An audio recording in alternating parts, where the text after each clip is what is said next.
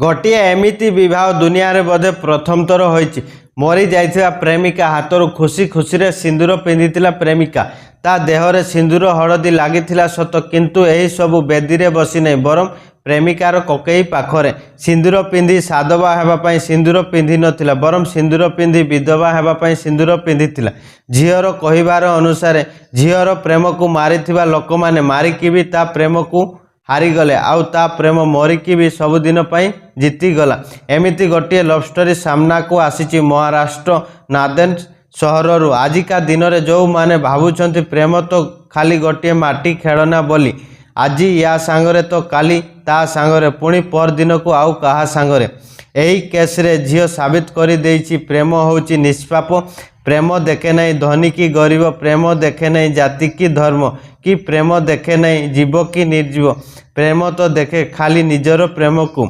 यही घटनाटी होउछि महाराष्ट्र नादेन सहर मिलन नगर। गोटे 25 वर्ष प्रेमिकार मृत्यु खबर पाई प्रेमिका निज घर धाई धाई जाई प्रेमिका पाखरे पहुंची भो भो होई कांदी भासी जाइथिला। आउ एही झियर प्रेम एते मात्रा रे सच्चोट थिला जे मरी जाइथिबा प्रेमिका को विवाह करी तांको प्रेम को सबुदिन पई अमर कर देइथिला समस्तक सामना रे। पुलिस रो कहिबार अनुसार पुअर ना सक्षम टेडे आउ बयस 25 वर्ष, अन्य पटे झियर ना आंचल आउ बयस 21 वर्ष। आंचल आउ सक्षम रो प्रेम को 3 वर्ष बीती जाइथिला। पुणी आंचल रो भाई रो सांग सक्षम थिला।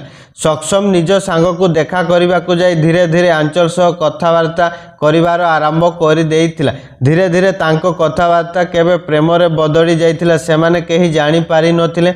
लुका छपारे देखा देखी मोबाइल फोन रे कथा हवा आ व्हाट्सएप रे लेट नाइट तक चैट करिबा सब किछि भलो भलो रे चलीथिला। आ दिन मध्य रंगीन रंगीन देखा जाउथिला, किंतु तांको प्रेम मझिरे गोटिए जिनिस पाचिरी परी छिड़ा होइतिला, सेइटा आंचल आउ सक्षम रो जाति को नहीं। तांको उभयंकर जाति अलगा अलगा थिबारु आंचल आउ सक्षम रो कथा जेतेबेले आंचल रो परिवार लोक जानिथिले, तापरे आंचल को बुझेइबा को चेष्टा करिथिले। आउ सक्षम को आंचल रो दुई भाई गाजा धमका करी आंचल जीवन रु चली जीवा पई कहिथिले, किंतु आंचल सीधा सीधा ता बापा भाई को कहिथिला से विवाह करिवो तो केवल सक्षम को।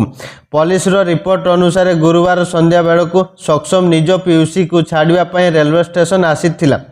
आउ रेलवे स्टेशन रु फेरी आसुथिबा समय रे आंचल रो भाई आउ बापा सक्षम को बाटरे अटकाई प्रथमे तांको भितरे झगड़ा होइथिला, तापरे सक्षम को गोड़ी मारिथिले, किंतु गोड़ी मारिकी भी तांको मन शांति होई नथिला। तापरे पाखरे थिबा गोटे इटा आनी सक्षम रो मुंड को छेची हत्या करथिले। आउ जेतेबेले एही खबर आंचल जानी पारिथिला, ता प्रेमिका सक्षम आउ एबे दुनिया रे नाही बोली, आउ ताकू हत्या करिथिबा हत्याकारी माने निजर बापा भाई थिले बोली आंचल एही खबर जानी पारी भो भो कांदी ता प्रेमिका पाखरे जाई पहुंची थिला। तापरे आंचल सक्षम रो मला शरीर सह विवाह करिथिला।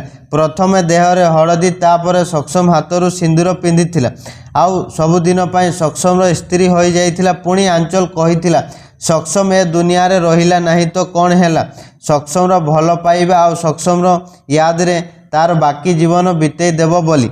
पुणी आंचल कहिथिला से आउ केबे फेरी जीव नहीं ता प्रेमिका को हत्या करिथिबा ता बापा भाई पाखकु। पुणी तार बाकी जीवन सक्षम रो घरे आउ सक्षम रो परिवार सह बितेबार निष्पत्ति नैतिला। पुणी आंचल कहिथिला ता प्रेमिका को हत्या करिबी ता बापा भाई माने हारी गले, आउ ता प्रेमिका मरिकी भी जीती गला। आउ समस्तक सामना रे साबित करदेला आंचल सक्षम को केते मात्रा रे भल पाउथिला बोली। पुलिस आंचल रो बापा भाई को गिरफ करिबा सह आंचल रो भाई रो दुई सांग को मध्य गिरफ करिथिला, जे माने सक्षम रो हत्या रे शामिल थिले। पुणी आंचल पुलिस पाखरे गुहारी करिथिला ता प्रेमिका को हत्या करिथिबा अपराधी मानकु फांसी दिया जाऊ बोली। माने पुलिस आगरे गुहारी करिथिला ता बापा भाई मानकु फांसी दिया जाऊ बोली।